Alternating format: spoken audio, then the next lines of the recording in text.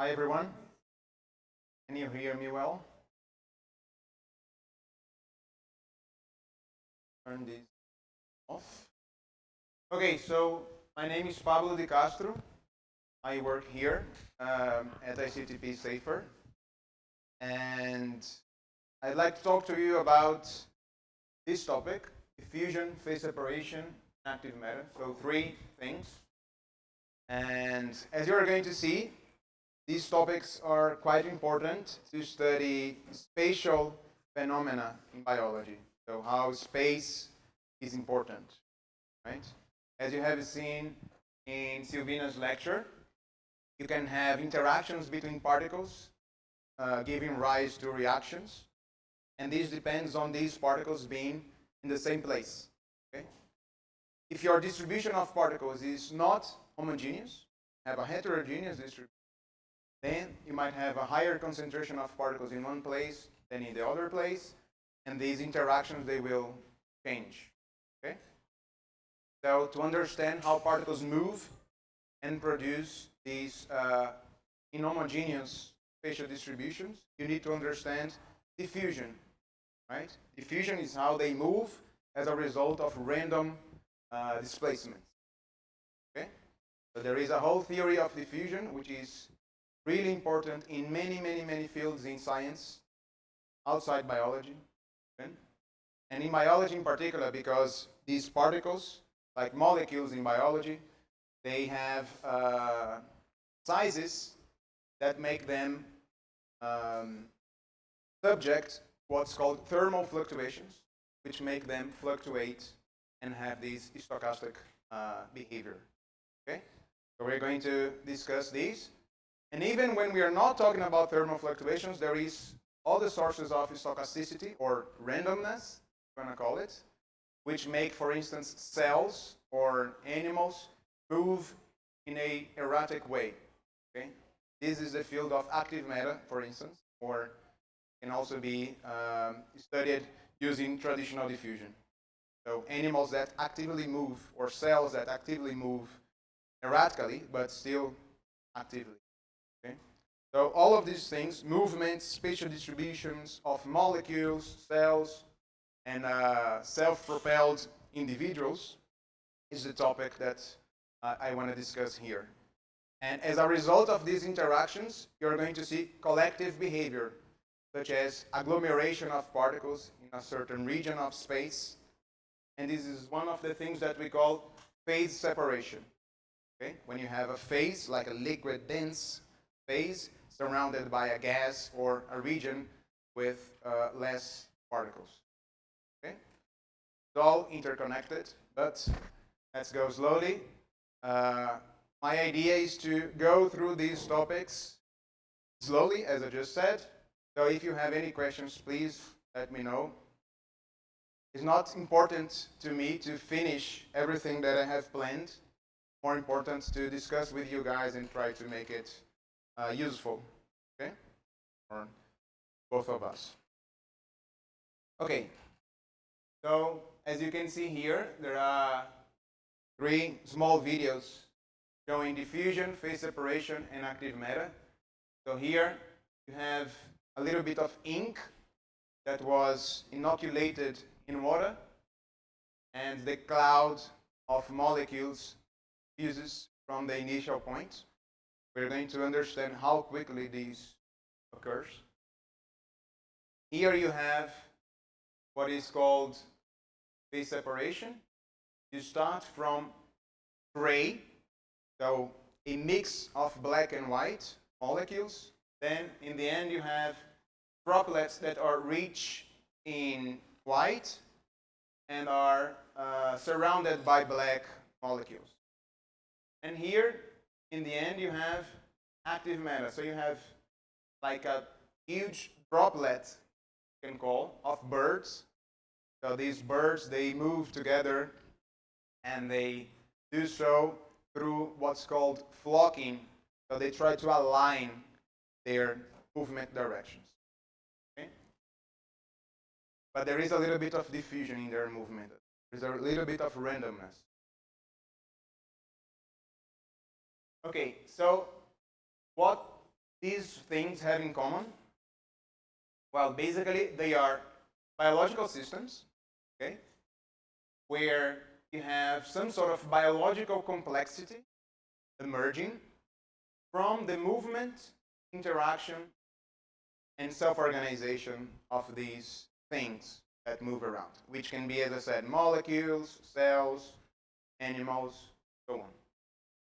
So here in the first example, you have DNA diffusing around, just moving randomly as a result of kicks of water molecules, if you wish. Okay? And the purpose, the goal of this DNA is to bind, it's actually a protein that wants to bind specific parts. Okay? And it doesn't know exactly where it wants to bind, or it's not straightforward. It doesn't go straight to that part. Okay? It will, by trial and error, bind a specific part of this long chain, and eventually it will do so. Okay? So understanding diffusion makes you understand how likely and how fast the process is. It has to be sufficiently fast, otherwise it will be alive. Here you have RNA droplets. Okay, you start with a homogeneous distribution of RNA, and then they agglomerate, forming these droplets. Okay? This is a phase separation process. Here you have, let me see if the videos will play. Yes. So here you have ions across a cellular membrane.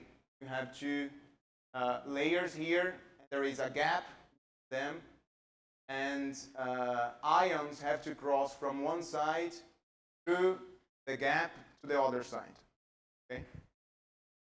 And this is a diffusive process, plus some drift, some force that tries to make this happen.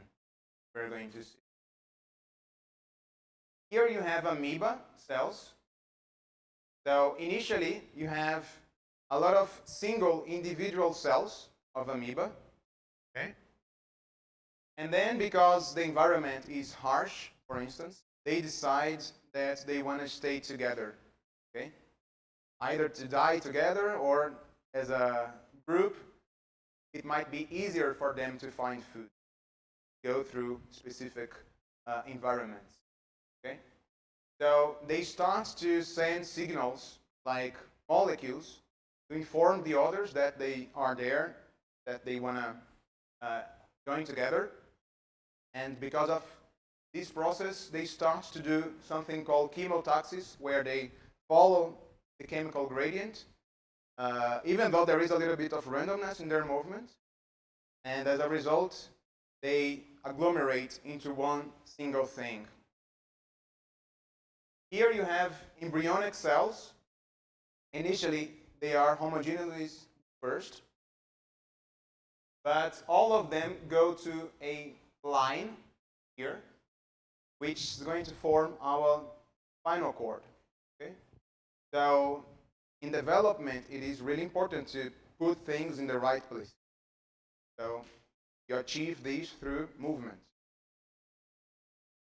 And here you have bacteria, which beat their flagella to swim and move around. Okay? Like here.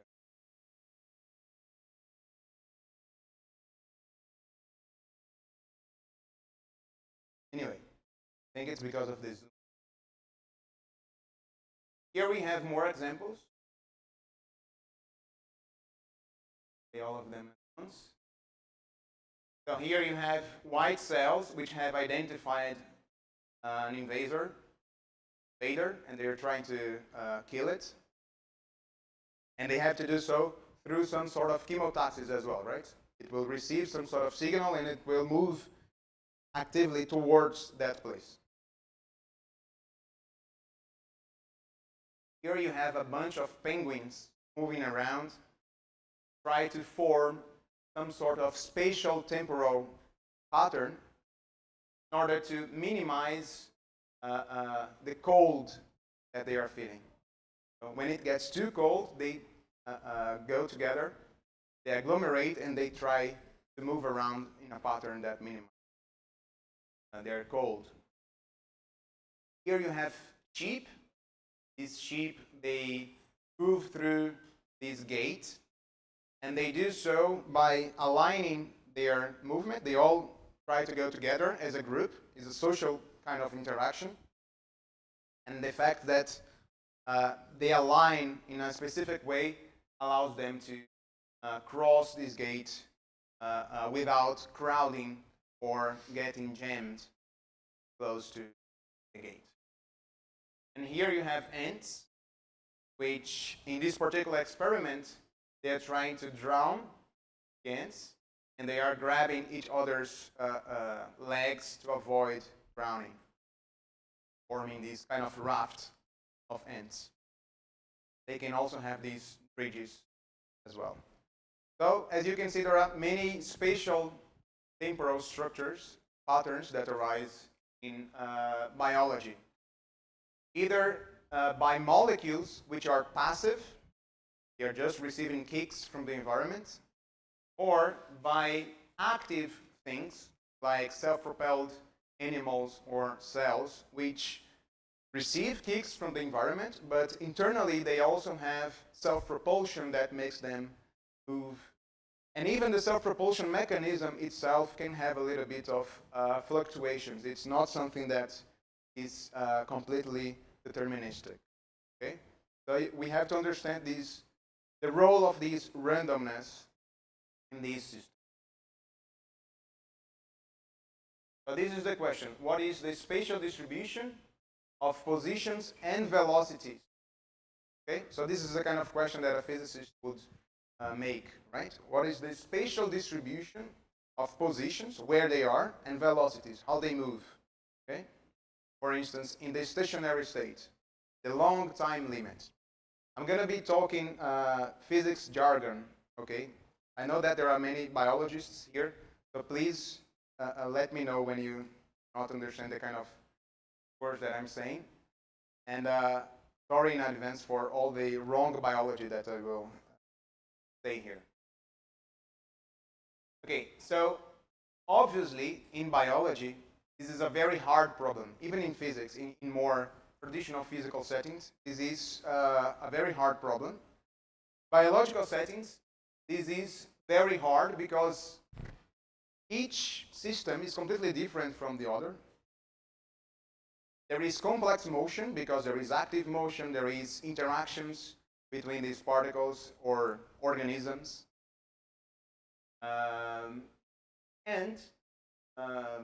We could say, okay, this is too complicated, we're not going to study these, that's the end. But of course, as scientists and physicists, biologists, we want to understand these. And there is some hope because of the emergence of some common phenomena between completely different systems. Okay? And these phenomena include diffusion, phase separation, and other collective behaviors that emerge, for instance, in active matter, when you have regions of organisms that move in the same direction or that agglomerate. So these are all simple phenomena in a way, like they agglomerate, they move together, which appear in many different systems, even though they are really different from each other in terms of interactions, in terms of what happens inside each organisms. There are many degrees of freedom, we say in physics, like things that are changing inside the organisms, which are really different between an amoeba or a sheep, for instance. But still, there are things that could be similar if you look sufficiently far from those details. Okay? So to some extent, the explanation should be simple. Of course, it's not simple, but to some extent it should be simple, of course. You want to do a more biophysicist kind of approach. You want to be more specific about certain details. You want to match quantitative results from experiments and so on and so forth. We do not want to do this here. We want to be as simple as possible, but still learn something about this. Okay? There will be many things that are wrong, but still some things that will be useful. So, because of this randomness, statistical physics will be useful here. Okay? So we are going to use statistical physics, which were brought up by many people, including these two guys here, Boltzmann and Einstein. We're going to talk a little bit about some things that Einstein did. But in general, our approach will be this approach here, which is the spherical cow approach. Okay? So imagine a cow, it's a very complicated thing, and we imagine that this is just a sphere, just a ball.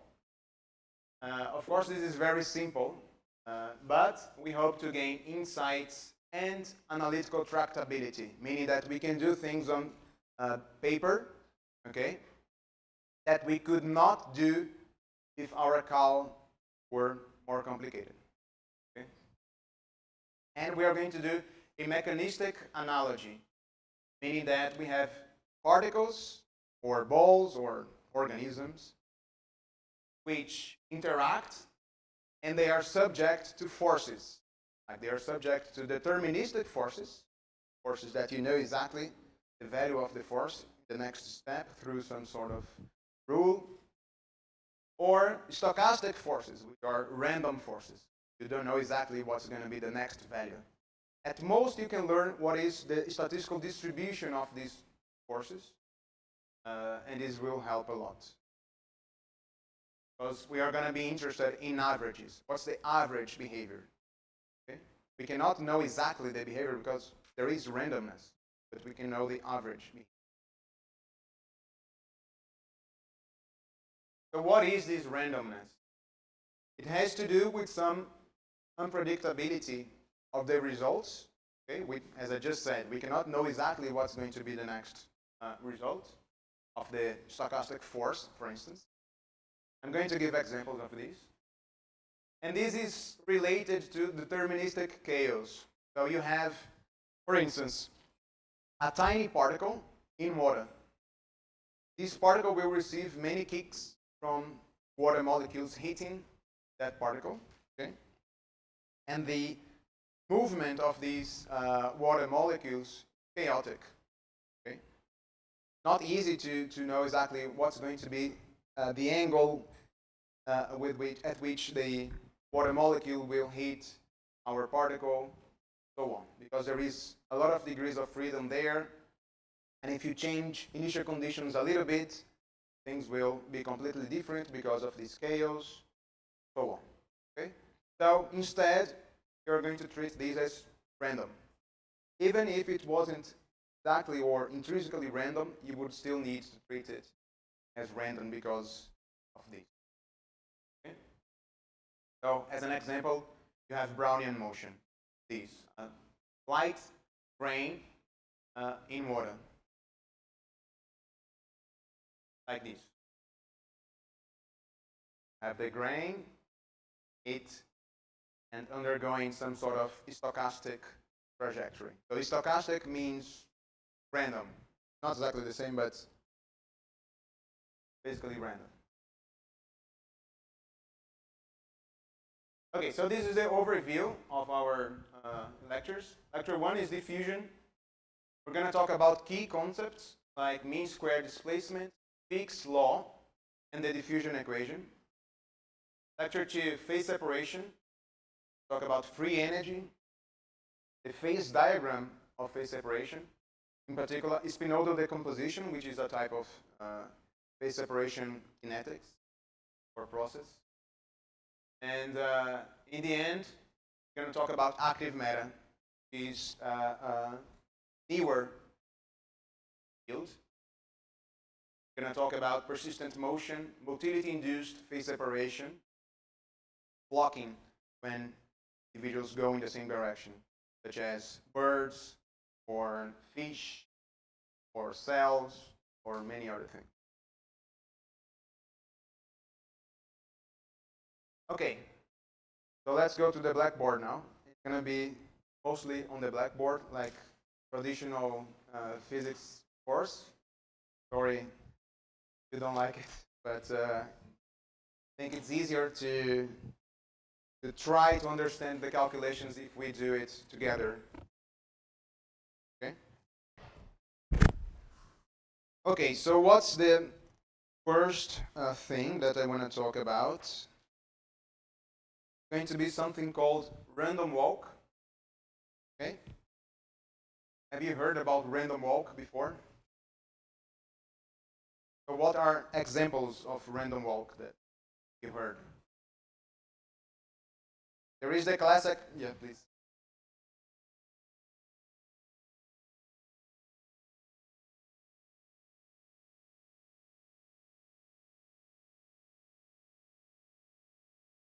Yeah, yeah.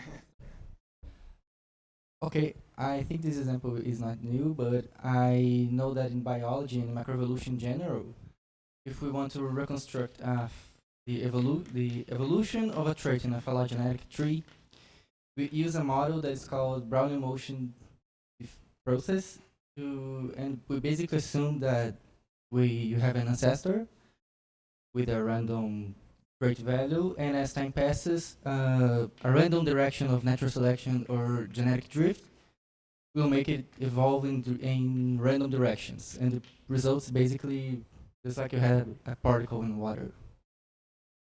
Very good example. So, sorry, actually, uh, yeah. So random walk is a model for Brownian motion. Okay. So actually, random walk can be a model for many things, including Brownian motion. Random walk and Brownian motion are not exactly the same thing, but they are related. Okay. Brownian motion is more specifically the motion of a particle in water, for instance. Or you can even talk about a Brownian process or Wiener process, depending on the context, where you have basically this kind of stochastic process going on.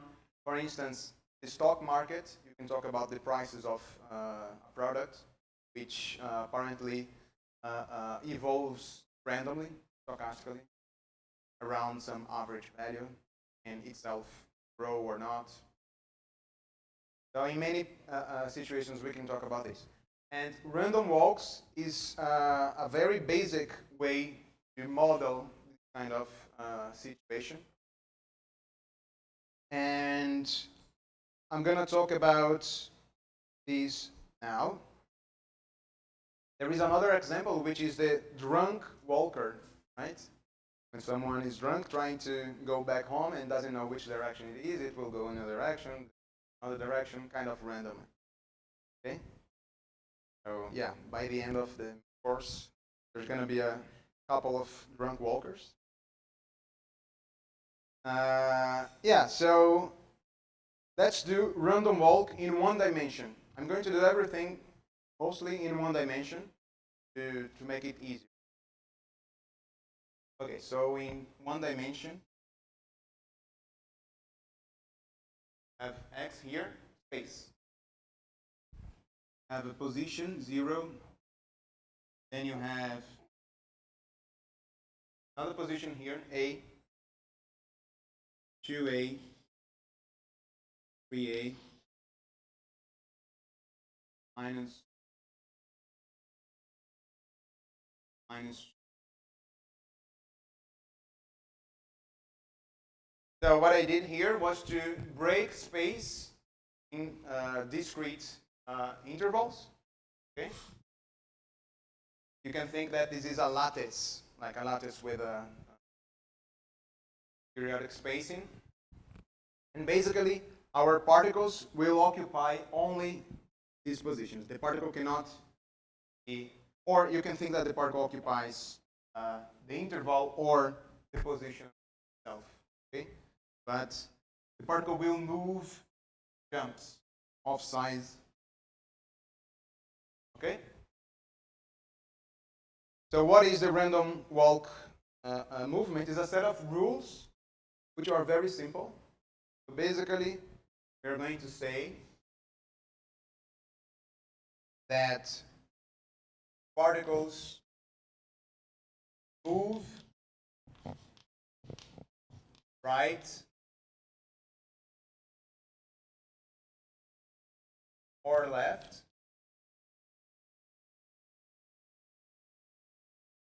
every time tau.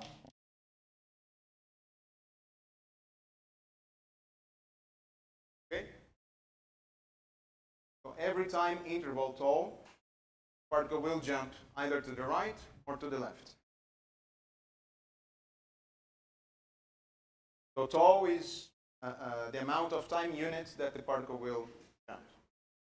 For instance, tau could be 0.01 seconds. And it will do so at a certain velocity. Okay? It could be to the right or to the left, positive or negative. So it's velocity Vx. So the speed, the magnitude of the velocity is Vx. But the velocity itself could be positive or negative. Okay? Okay. So of course that we have the following. A equals Vx times tau.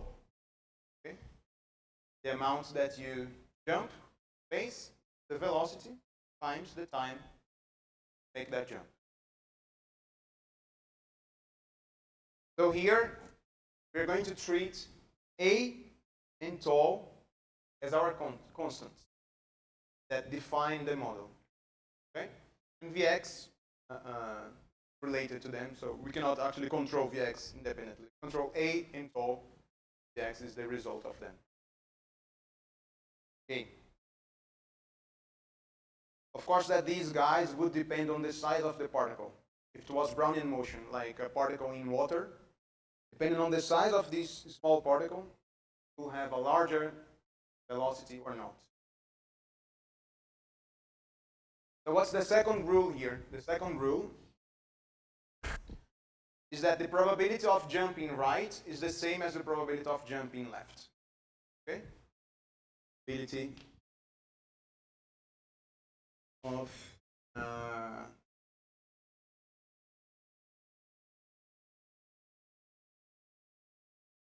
having a velocity that's positive or negative is 1/2. 50%. Okay?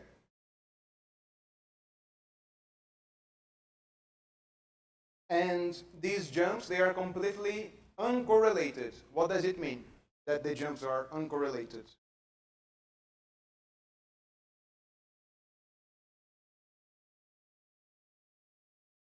Exactly. So you jump to the right, and then now you're going to decide whether you jump to the left or to the right, regardless of whether you had jumped to the right or.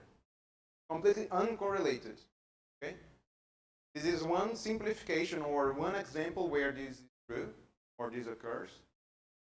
There are other types of random walk which are correlated or biased random walks. And here there is another type of uncorrelation, which is the fact that right and left have the same probability. These are two different things. One thing is to be correlated with the previous time. Another thing is to be biased the right more than the left. There is none of these biases here. The simplest. Okay? So successive steps are statistically independent. How people talk about this. Walk is not biased. Okay. And on top of that, we can have many particles doing that.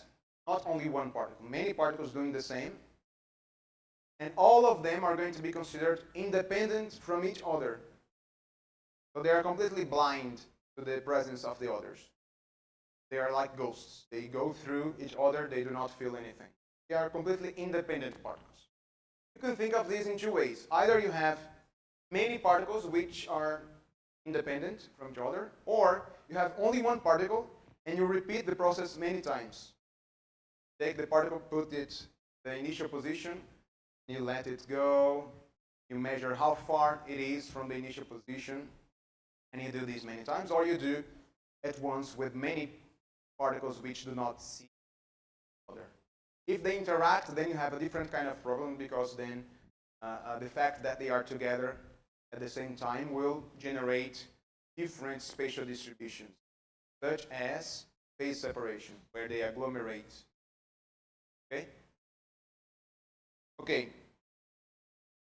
So, what is the, so 3 here is independent particles. In particles. Okay. So now, question. What's the average position of these particles? Yeah, so you started, all of them start here at 0, okay? And they start to move. There. They start to move randomly.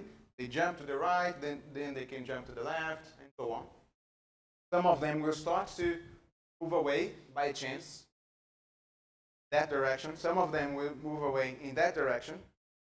If you have many of these particles, on average, what is the position? The average position of the group of particles will be 0, right? Some of them will be to the right, some of them will be to the left. Okay? So if you try to look at the average position, this will inform you nothing. Okay? So people realized that instead of looking at the average position, you should look at the squared position, then take the average. So you look at these. Okay? If the average is 0, then it's the same as the variance of the distribution of position, which is the case.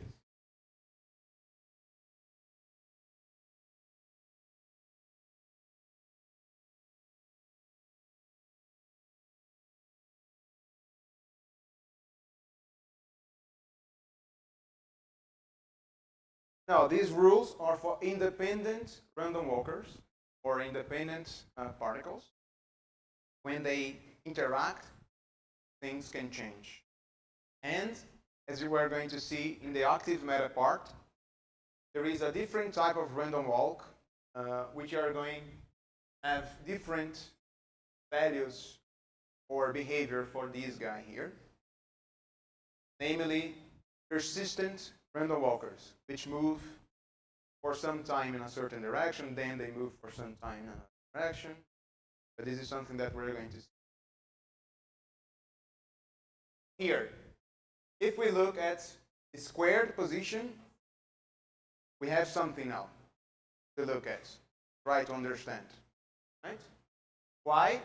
Because particles that are on the right, they have positives x squared, but particles that are on the left also have positive x squared, right? Even if x is negative, x squared is positive. So this will give us an idea of how far the particle is, or the collection of particle is, from the initial position. Okay? If you want to have an idea in terms of distance, you can take the square root of this. Okay? But first you have to take each position of each particle, square it, then you average over all the particles you have. Then you can take the square root if you want or not. You're not going to take the square root because it doesn't matter. Okay? Okay. So how do we calculate this? For instance, how does this evolve with time?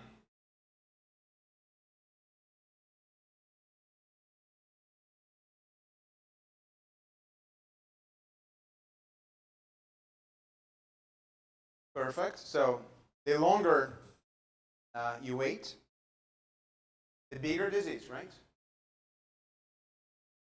So to understand these, you can look at these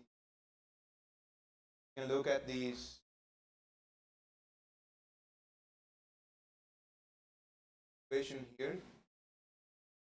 Not showing. Yeah. Okay.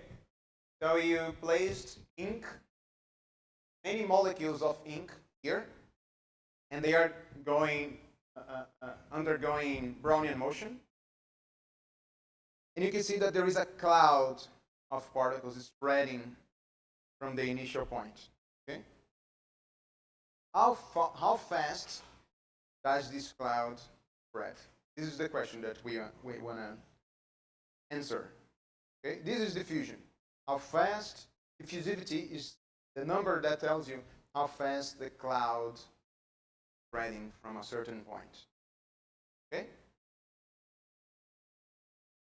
So we want to calculate these as a function of time. See how is the temporal evolution of these. How do we do that? So let's do a simple case first. Let's assume that instead of random walk, let's assume that each particle has a certain direction and never changes the direction. For instance, particle number 1 points to the right with velocity plus Vx and goes. Always. Never changes the direction. Particle 2, maybe to the left, so on. Okay? You have ballistic particles. They are not random walkers, they are ballistic particles. But you have a 50% chance of pointing to the right, 50% chance of pointing to the left. Okay? In this case, what is x squared? This case is easy. Each x, so for instance, x of particle I, okay, will be dx times time. Okay, actually, yeah, we are going to use t for time in number of steps, right? So t, which is the time, the number of steps of jumps times tau, the duration of each step. Okay. Okay, so each particle will have Vx times time. It points to the right, and minus Vx, it points to the left. So each xi squared will be this. X squared, so the sign disappeared. X squared times t squared. So now we have to take the average over all of them. All of them have the same x squared. Okay, so the average x squared by definition will be 1 over n. N is the number of particles that we are using. Okay? The sum for I n of xi squared. We are just averaging quantity. Each of these guys is px squared. So if they are all the same, basically you have n canceling n here, because you have n terms in this summation sign, right? You have n terms in this summation, n cancels with n, and you get just px squared. Sorry, here's t. The current time at which you are looking at your system. Okay? So the mean square displacement, this is called mean square displacement. Did I tell you that? It's called mean squared placement.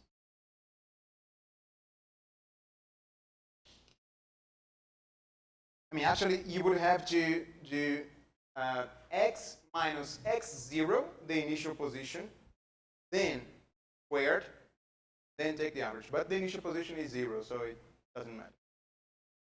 Okay? Okay, so this is the mean squared displacement. And for ballistic particles, not random walkers, for ballistic particles, it goes as t squared. It makes sense, right? The position increases with time. The position is squared increases with time squared. Okay. So nothing really exciting at this point. What happens for random walkers? Do you think it should be faster than t squared or slower than t squared? Slower, right? Because the particle is not going always in that direction. It's going, then it goes back, then. So the cloud will spread with a position squared, which goes slower than t squared. Okay?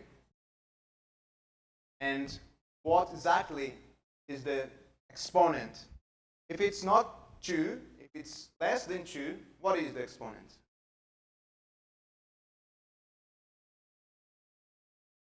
One. But we have to show that it's not just guess. Okay? So let's do the random walk case. So this is for ballistic. Now random walk. Okay, now it's more complicated, but we can do it. Let's have a look at each step. What happens at each step? Each step is random, but we can still write the possibilities. Okay? So we're going to do the following. So here it's x of n. N is the step. N equals 1, n equals 2, n equals 3. So this is the position of the particle after n steps.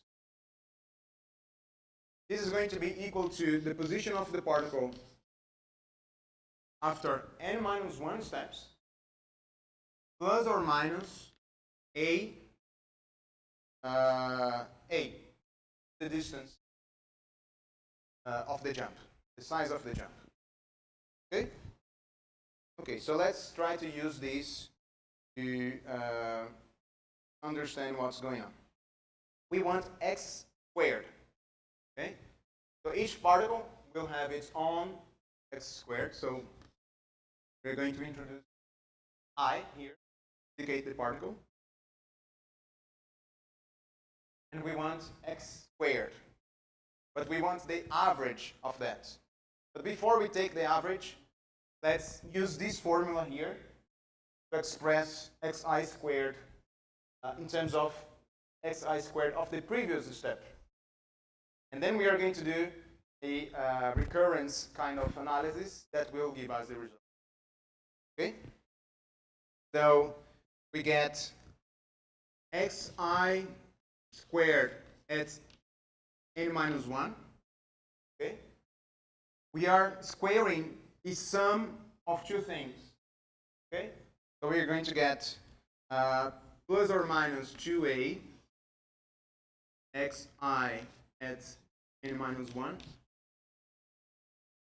plus a squared. Okay, now the thing that we want to measure or calculate is expressed in terms of its value previous step. Okay?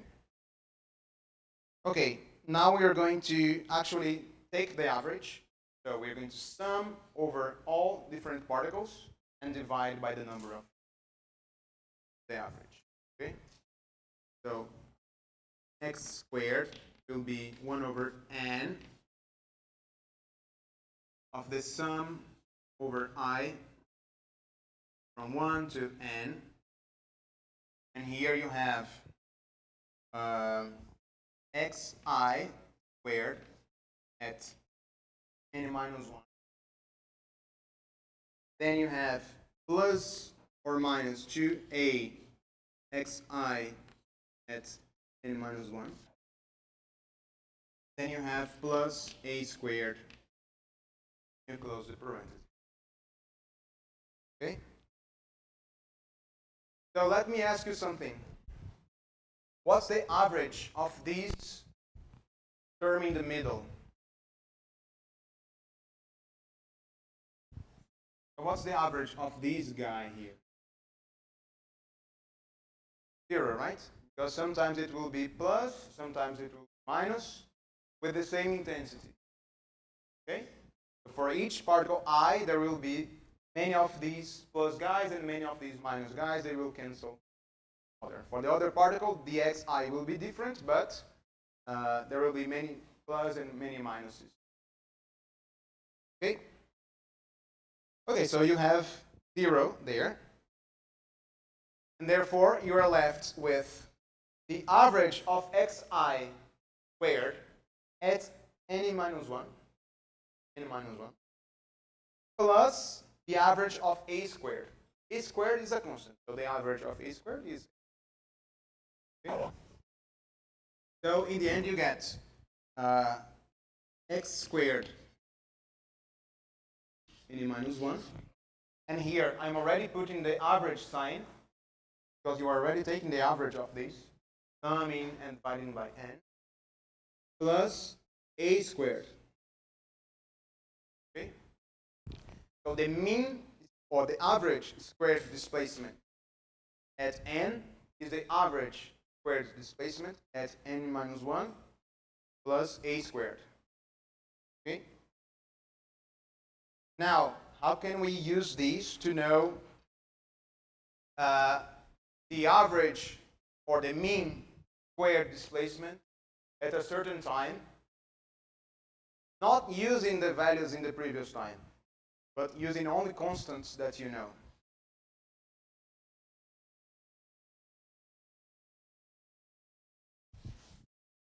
Well, we don't know, in principle, how to do it. Let's do only the first step. Okay?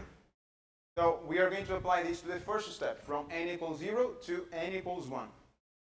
So in this case, you have that x squared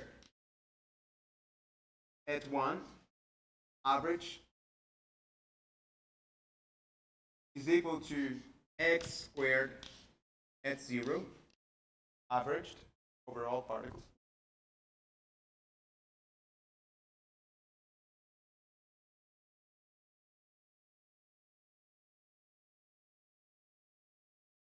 Yeah, we can either use n or t. T would be n times tau. For now, I'm using the notation of n, just to make it explicit that we're talking about 0 and the first step. But changing from n to t not sufficient to solve our situation here, because we're expressing one time or one instant in terms of the previous one.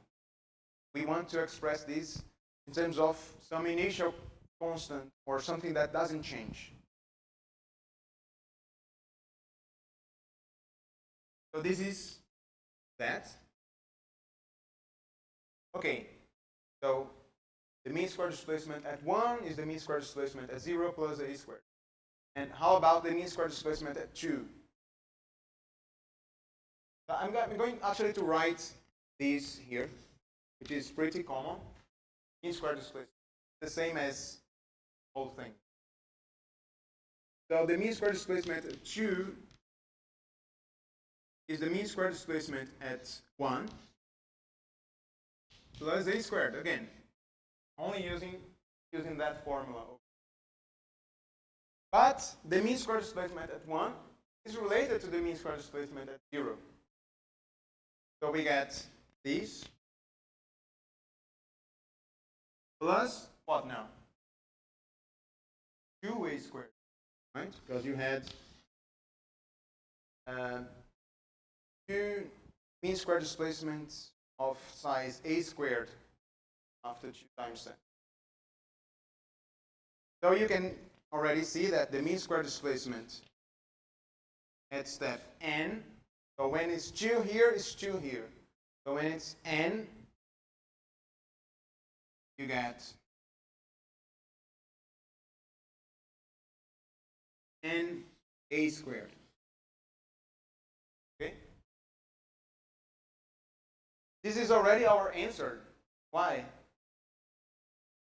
Because we are showing that the mean square displacement increases with n and not n squared.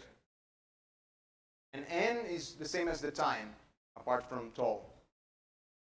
So it increases with t and not t squared. Okay? If we want to rewrite things in terms of t, so now I'm changing notation. Now I'm not using anymore as an argument the step, but the time itself. Actually, at this point, it doesn't matter. You can just say that the mean square displacement increases or is equal to a squared t divided by tau. Okay? So this is the a squared here. And n I replaced by t divided by tau. Okay.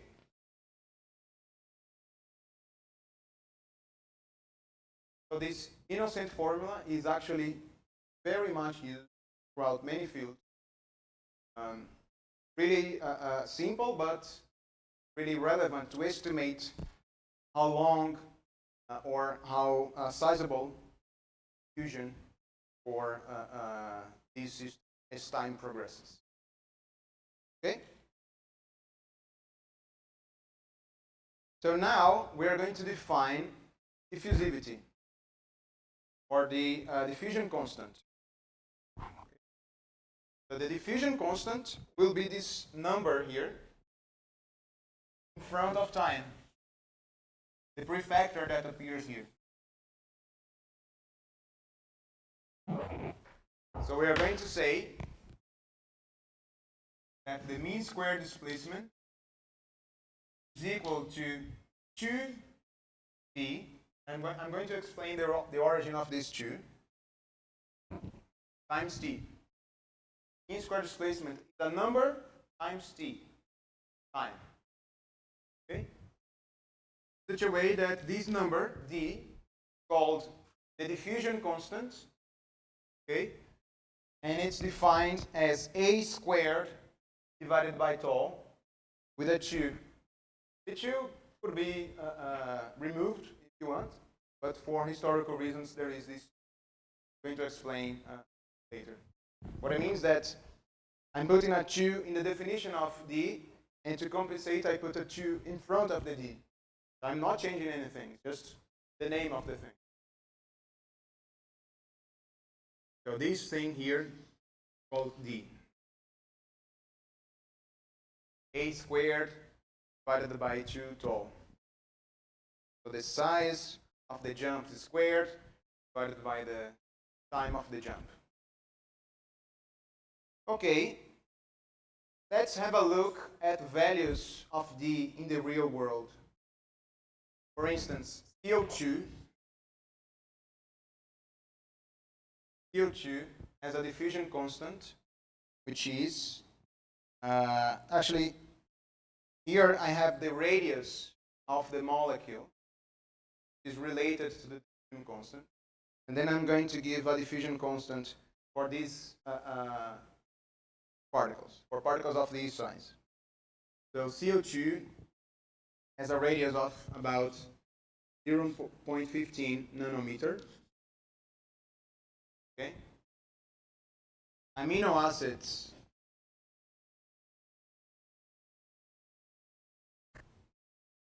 it's 0.3. ATP is 0.6.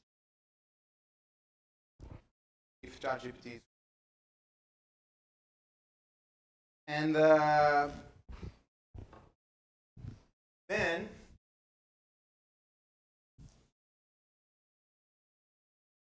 I can tell you that there is something called Einstein-Stokes relation.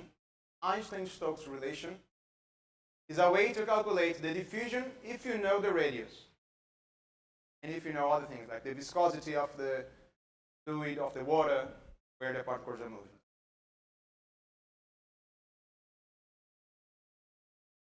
Yeah, this is the results that I'm going to give is for 3 dimensions. I'm explaining in 1 dimension just to make calculations easier, but I'm going to show how to extend to more dimensions, which is straightforward. It's 1 line here. Just sum the dimensions. Okay? So at room temperature, this is something important, is in the relation.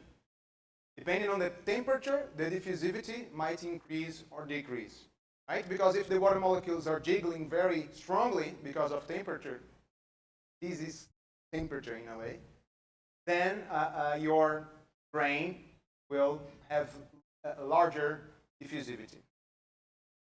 Okay?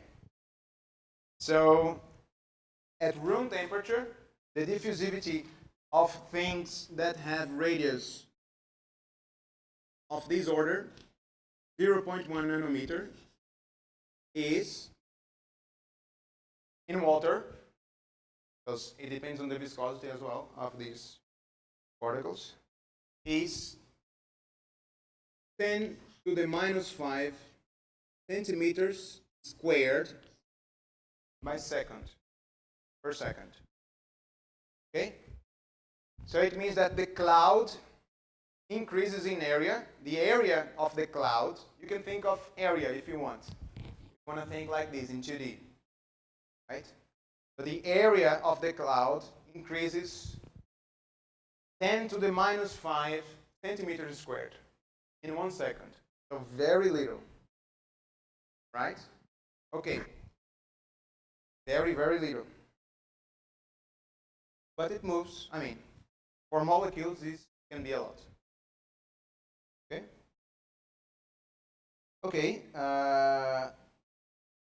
So let's use the value of D here that we got to estimate how far these molecules go. So we are going to use this formula. Okay. So if we are talking about a distance of, I'm going to represent distance as the position, using the position notation here, but it doesn't matter. So if the distance is 10 to the minus 4 centimeters, for molecules which have this value of D, this will take 5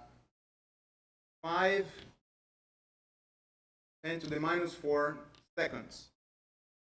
So in 10 to the minus 4 seconds, we'll move 10 to the minus 4 centimeters. Okay? Now, what I'm going to do is to multiply the distance by 10 to the 4. Okay? 10,000 times more distance. And I want to ask what is the time needed to cover these larger. The time for the molecule to cover by a random walk this larger distance of 1 centimeter is 5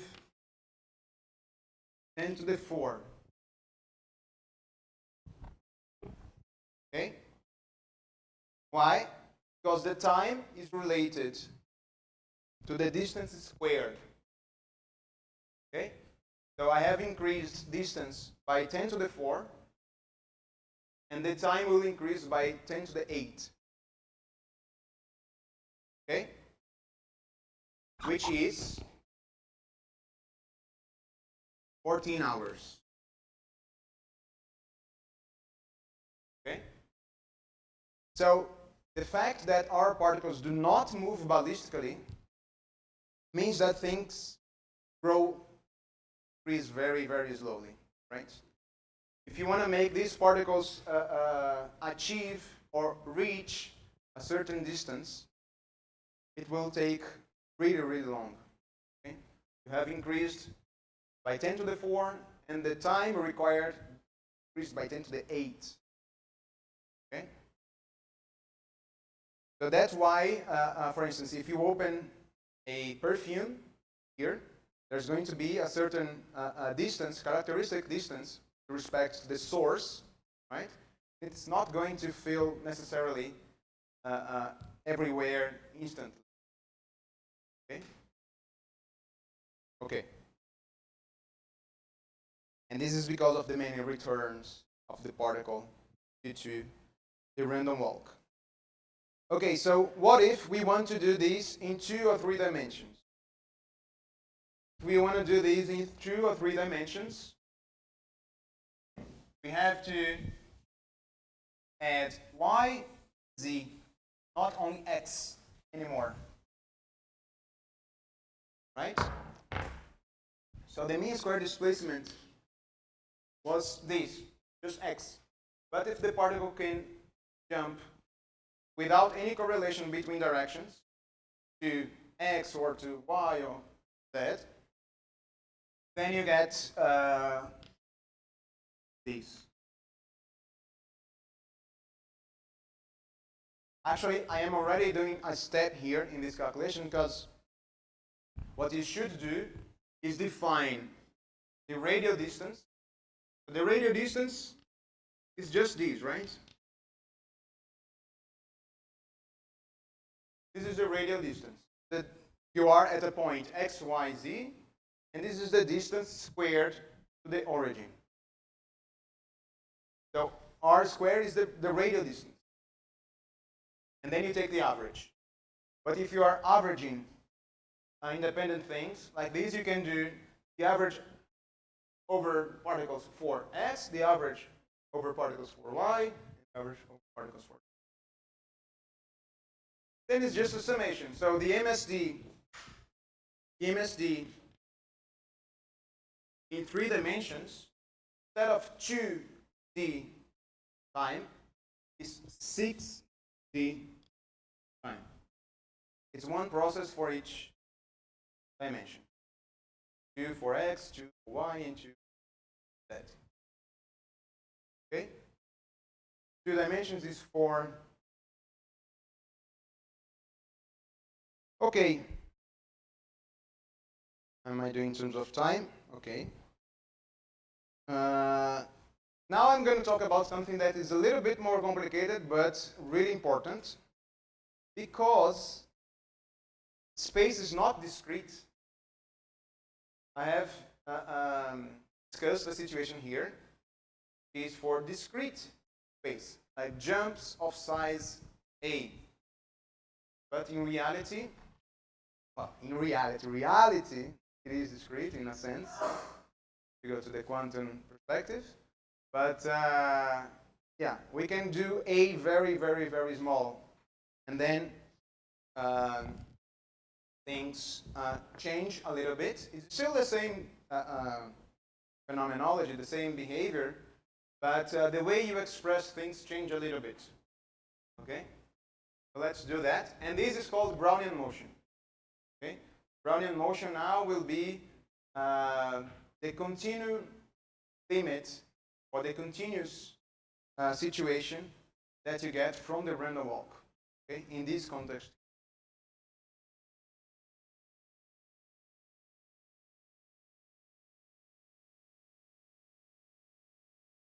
Okay, so I'm going to start again showing the same equations that we used to obtain the MSD, and we're going to change them a little bit to obtain something else. So let me try to go quickly over this, because this is a little bit heavier than what I want to do. But this will be important for the hands-on, and it's really important for many other things. So important to cover it. So again, x at n plus 1 is equal to x at n plus or minus a. Okay? As before. But now I'm going to create a variable for these plus or minus. Instead of writing plus or minus, I'm going to write chi, chi, right? Never remember. I knew this. Of step n. Okay. So this is a variable which can have the value +1 or -1. It's a random variable. Okay. So after many steps, what we get is, okay, this notation is not good because n was the number of particles we realized. So let me do,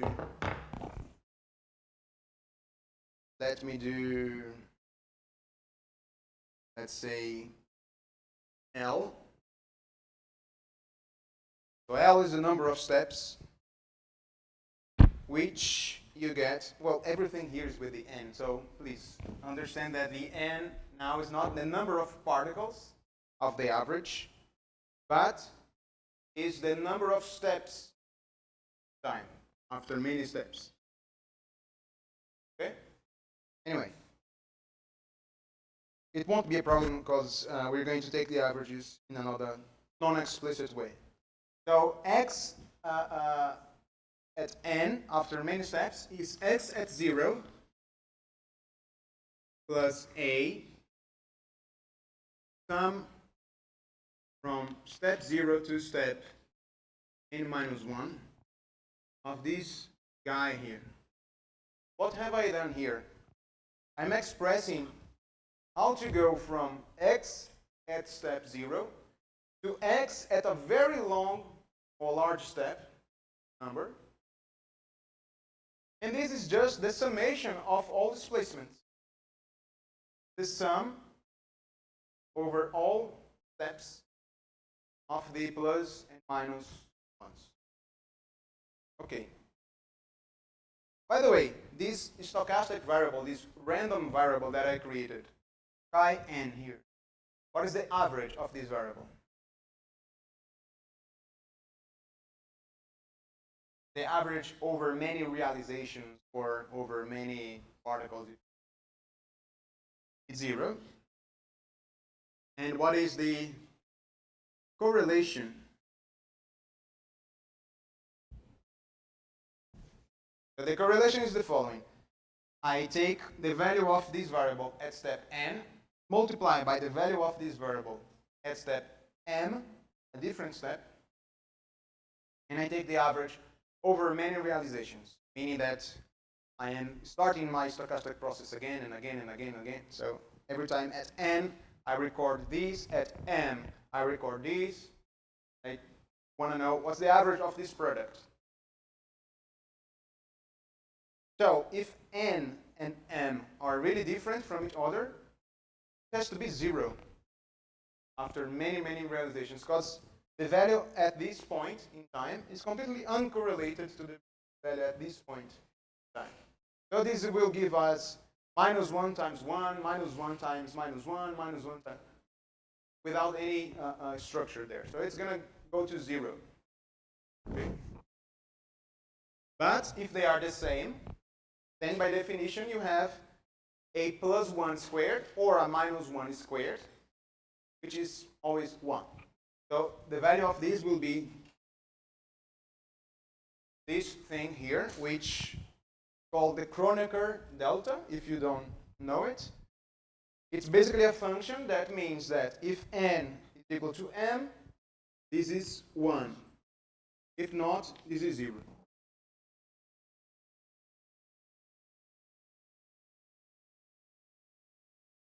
Okay, so this is our variable. And now we are going to use something very important in statistical physics and in statistics in general, which is called the central limit theorem. Something with a fancy name, but it's really, really, really simple in the sense that it's everywhere. Okay? And it has to do with the following. Can you see this thing here? Thing here is the sum of my plus 1, minus 1, plus 1, minus 1. Okay? I'm going to give a name to this. Let's call it sum S. Okay? At n. Sum after n steps. Okay. This guy has this guy, not chi anymore, S. S has average 0. Okay? The average of the sum itself is also 0. A bunch of plus 1s, a bunch of minus 1s, 0 itself. But the sum of Sn squared, not 0. Sum of Sn squared, in the same way as the mean squared displacement goes with n, or with time, this is the same thing actually. So it goes with n, the number of steps. It's exactly equal to the number of steps. Okay? So I'm going to do this following. I'm going to divide Sn by the square root of n. Why am I doing this? Because if the variance is equal to n, the variance, the standard deviation, the square root of this, is square root of n. Okay? So if I divide Sn by the square root of n, by the standard deviation, I'm going to have this thing here, which has 0 as average, and this thing has a standard deviation 1. Okay? Okay. Now comes the central limit theorem. Central limit theorem says that if n very, very, very, very large, then something like this, statistically independent variables which have average 0 and standard deviation 1 will become Gaussian distributed. Okay? So this new thing here, which comes from the summations of plus 1, minus 1, plus 1, minus 1, the summations, not themselves. The summation, this thing here follows a Gaussian distribution. Okay? D here, this limit means that in the distribution we are going to have a Gaussian behavior. Okay? So it's a normal variable.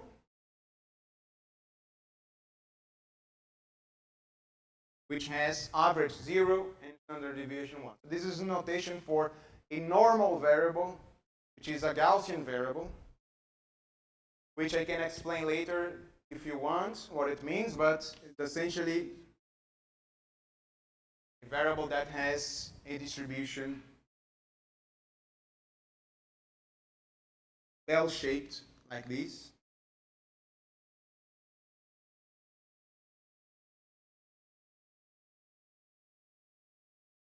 And the typical size of these is 1, of how broad the distribution is. So you can have any value here, okay? But if the value is really far from 0, it's really unlikely to occur to the positive side and to the negative. It's centered at 0. So now we do not have only plus 1 and minus 1 as possibilities. Have any value as possibilities, but the average is 0. Okay? So the sum is a Gaussian distribution. The values themselves are plus 1 and minus 1, but the sum of displacements is a Gaussian distribution. Okay. Why is this important? We're going to see in a minute. Let's give a name to this guy because I needed to express it like this. I gave a name to the summation. Let's now give a name to the summation divided by square root of n.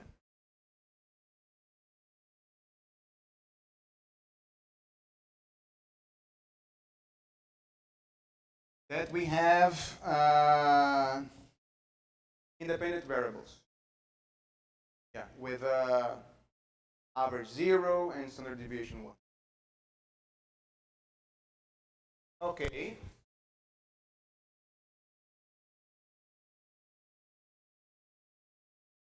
Okay, now let's give a name to this guy. Just to make our equations easier to write. So now I'm going to eta or eta of step n as n divided by square root of n. Okay. Such a way that the average of eta 0 and the correlation of eta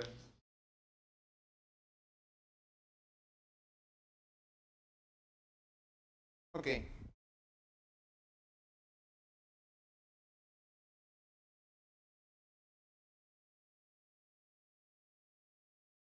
Okay, but to get these, the number of steps was infinite.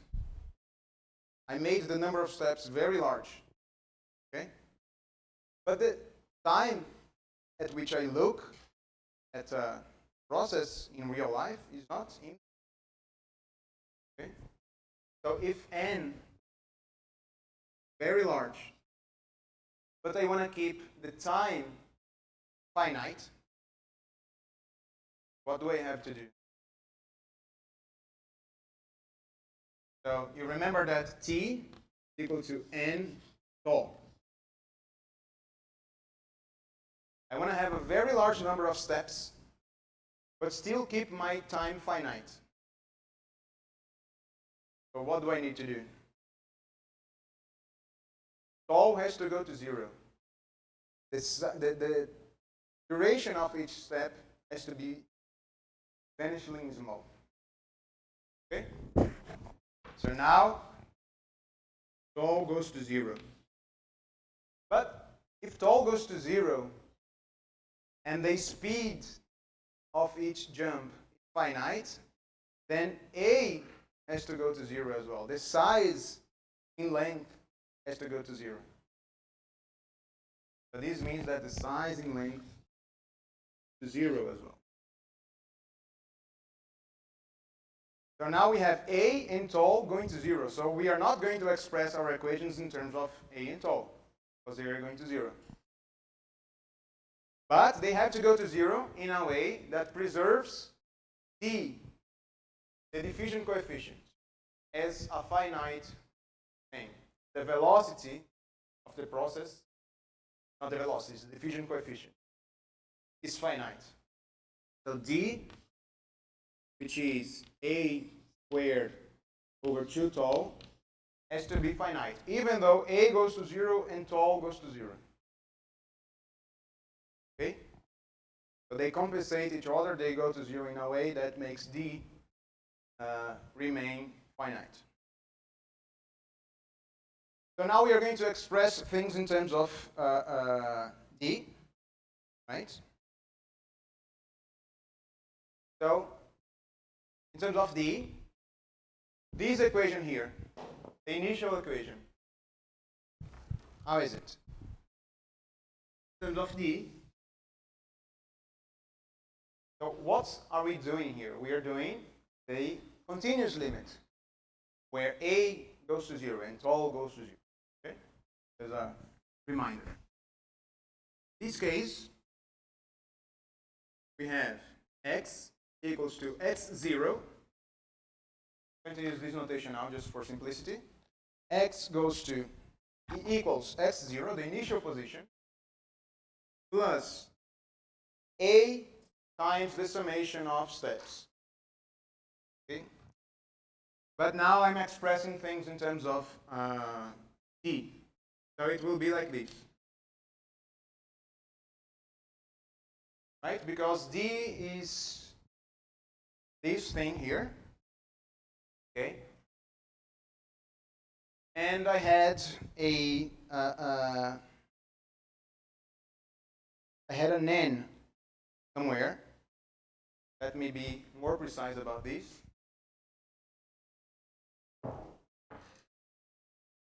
So before,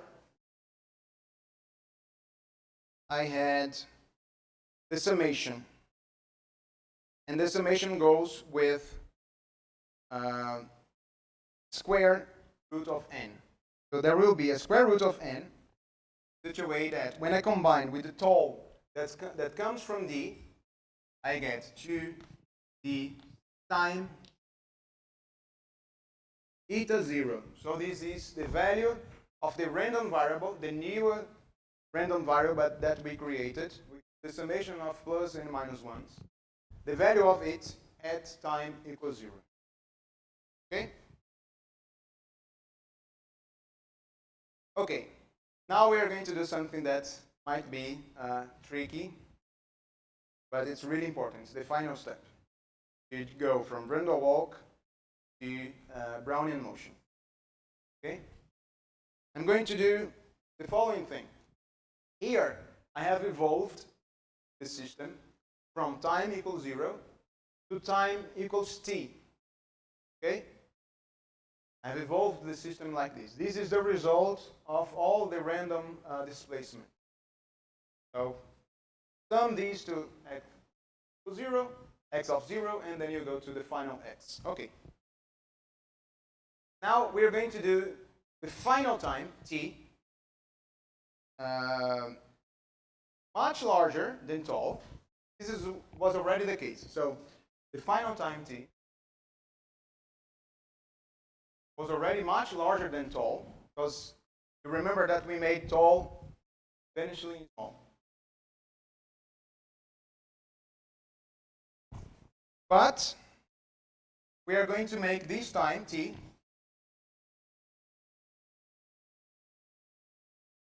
equal to some small time delta t. It might be confusing because I just said that t was much larger than tall.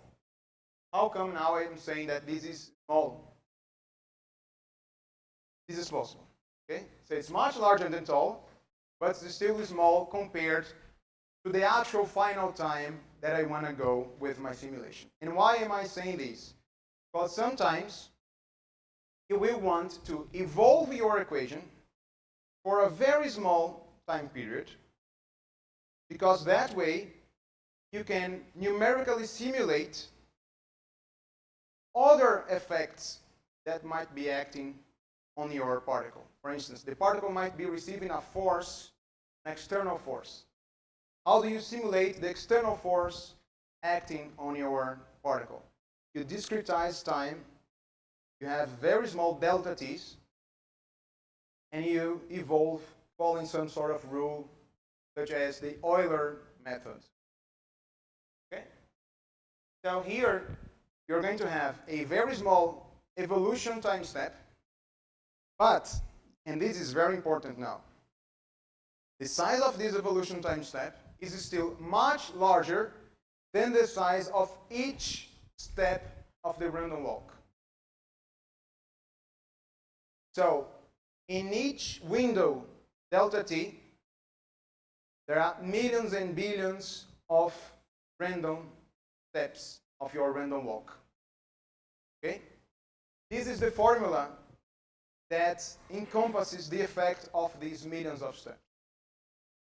What the effect of them in the position. So the position is updated by these amounts if you had millions and millions of steps. And the fact that this variable here is a Gaussian distribution is only because you had millions and millions of steps. Otherwise, it would be plus or minus 1. It would be only 1, for instance. Okay? And this makes sense because when your grain is moving in water, it will receive something like 10 to the 14 kicks from water molecule in a very, I think it's in 1 second. Okay? It will receive many, many, many kicks, and the net effect of these kicks will give something called the drag force plus the fluctuations, which is the random variable, the Gaussian variable that you have. Okay?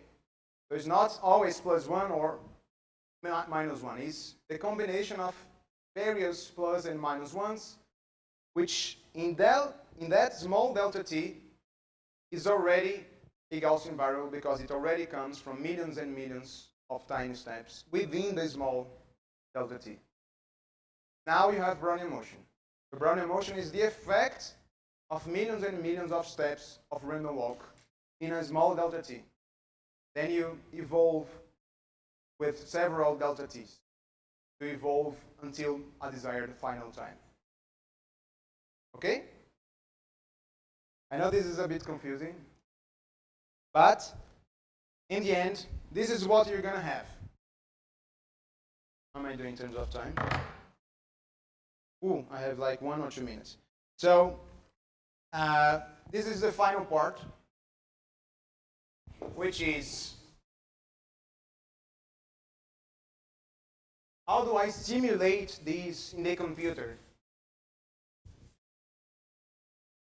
How do I simulate a Brownian particle, like a particle in water, all particle? You do x of t plus delta t is equal to x of t. So you are evolving only a small delta t plus square root of 2t delta t eta of t. Okay? So the first thing you have to learn, and this is something beyond what I want to say here, is how to generate a random variable that has a Gaussian distribution. So this is something that you can look up or we can discuss later in the hands-on. You have to generate a Gaussian variable. Like you have something, you take out a variable that's Gaussian. So if you take many of these variables, you have a Gaussian distribution. Okay, you took one value there. Now you multiply by this plus x of t, and now you get the new x of t plus delta t. So you have evolved your Brownian motion a little bit.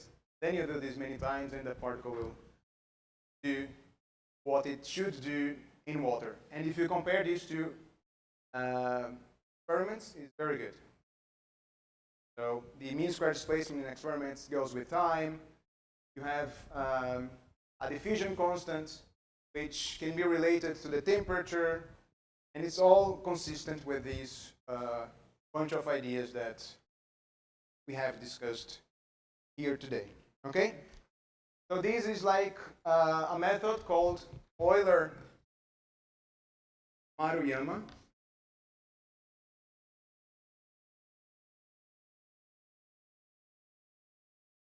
So the Euler method would be x t of delta t equals x of t plus something times delta t.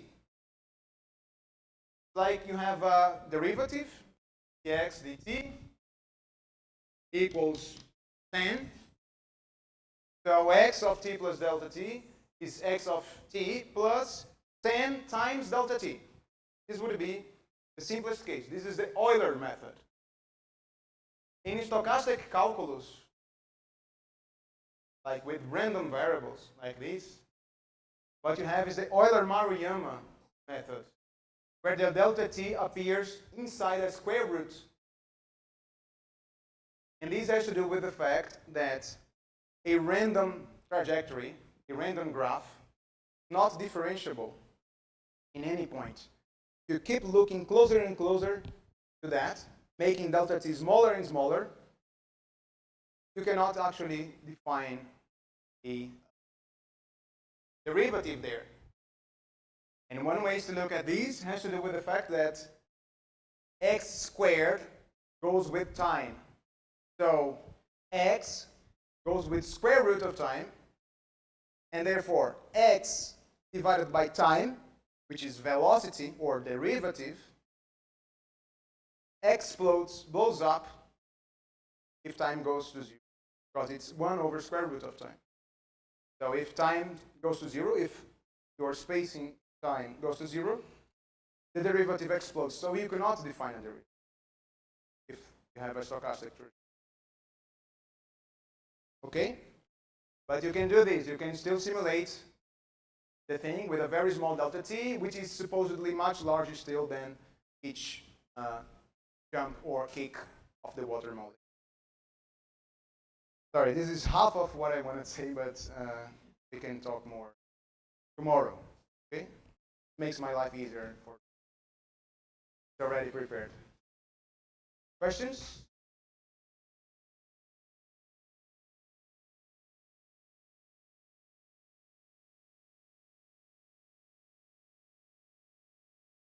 Yeah, we're going to do this. We're going to, I don't know what metadynamics is.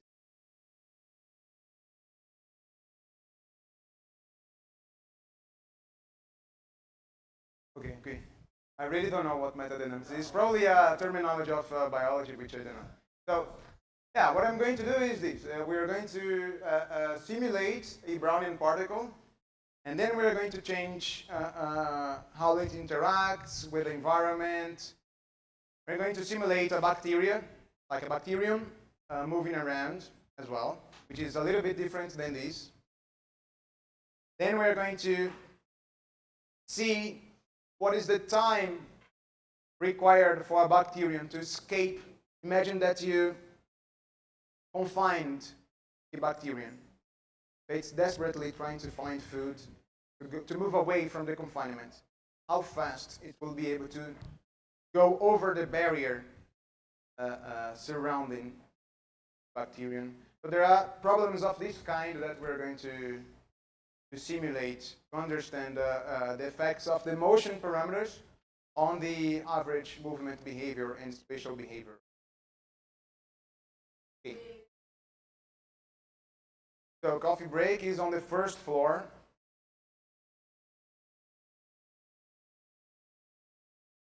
Yeah, if you brought posters, you have to take them there. Yeah. Supposedly the tables have been removed, and there is a space for us to chat and to see the posters and do coffee break. But let's see it now together. Yeah. Thank you.